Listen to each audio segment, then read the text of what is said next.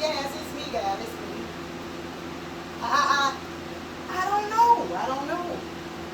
Well, Sister Earl said that she was going to be at the church later on, count the tithes, and then Deacon Runoff. Yeah, Deacon Runoff. You know the one that sit in the back by the front? Yeah, he said he gonna be there. He gonna be there. Well, now tomorrow is Bible study, but what we studying is the story of Cain and Abel. See, a lot of people read this story and study this story and say that they see a whole lot of stuff in this story. So we gonna start with this story like this, okay? Yes. Genesis 4, honey, Genesis 4. They say Adam knew Eve and his wife. Yes, that's where we're gonna start from. Yeah. Okay. I'm waiting for you, y'all. Okay. And Adam knew his wife Eve, and she conceived and bare Cain, and said, I have gotten a man from the Lord. See, because she understood the first thing of everything is a man. See, that's why God made male to create female. So, see, the male is what lay the seed, and the female is what multiplies the seed. And she bare again his brother Abel. And Abel was a keeper of sheep, and Cain was a tiller of the ground. Now see, if we paying attention, there's a question right here. Because it looked like to me, Abel received his job before Cain received his. See, Cain was the oldest brother, and God said the first of everything belonged to him. And it looked like, because, yeah. And in the process of time, it came to pass that Cain brought his fruit unto God and offered unto the Lord. Now, it looked like Cain brought his first. Now, he didn't get his job first, but it looked like he would bring it first. And in Abel, he also brought his firstlings of his flock, and the fat thereof, and the Lord had respect for his, but not for Cain. So I had to ask God a question. I said, Lord, if Cain brought his first, Cain he has brought his first, but it wasn't of the first. It looked like he was trying to beat Abel at being like Abel. See, Abel just had this gift to just, be able to love God, be able to furnish in God. And see, Cain didn't understand that thing because it wasn't like him. But Cain would keep trying to be like Abel.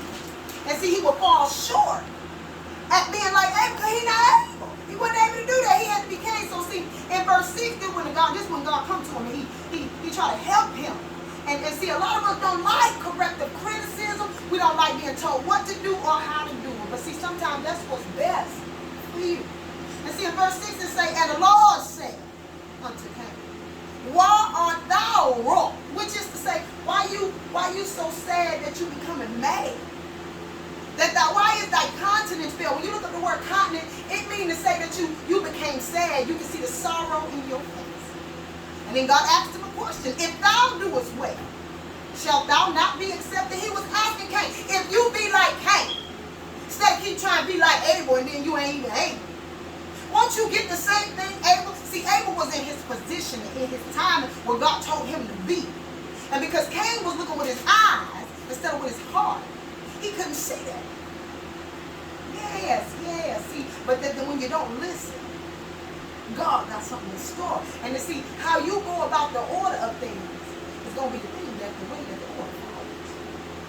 See, this right here, the first time that God is using the word sin, he went ahead and tell him, if thy sin lieth at the door, and until thee it shall be his desire. What he was saying to Cain is, see, that thing that's rattling up in you, that desire you're going to allow to control you, when it get up in you, that thing that it's going to want to do, it's going to move over you. You're not going to be able to help it.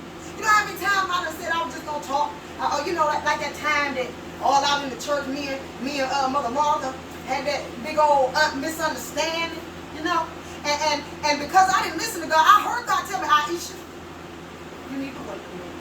But see, I didn't listen. I went on ahead and I went and talk with Mother Martha. Knowing that I was still angry with Mother Martha because what she did, she know what she did. We're not going to talk about what she did, but she know what she did. See, I should have listened to the Lord, because then I wouldn't have been looking all difficult in front of the congregation, looking like some of that girl. She had me so angry. I was yelling and screaming. Thank God I didn't curse her because she had me mad enough to do something. See, when you don't listen to God, you only fall in your own mess. You see? Yes, honey, God was one. He came. We got got to learn how to listen to our warning. We got to, see, he said warning come before destruction. And see, God don't destroy nothing. He done create, baby. He create that thing with a purpose in mind. It got a reason for it, you know. Yes, sister. Yes, yeah. You know, yeah, that's how yeah. Yes, girl, you got to understand what God is saying. You got to put yourself in the lesson so you can get the blessing. You got to find out who you are. See, a lot of us don't like telling the truth to ourselves. We don't want to be the bad guy in the story, but sometimes you are the bad guy in the story. I mean, we got to get together, sister. But no, baby, I'll be here anytime. Anytime you need me, you know, all I do is sit in my room, sit in my chair, you know, my little brown chair. I just rock and I be with Jesus. That's all I do, you know. Then I open up my Bible and I be with the Lord. Then I go back and I be with Jesus. That's how I do that thing, girl. Yeah. And then you just got to keep studying. God gonna show you what He wants you to know. All you gotta do is study. Oh, okay, Sister Earl. All right, Sister Earl. Okay, Sister Earl. All right, Sister Earl. I'll be there. But all right, Sister Earl, I'm gonna be there, honey. I'll be there. And you tell Sister Earl that I said, hey, all right now. All right.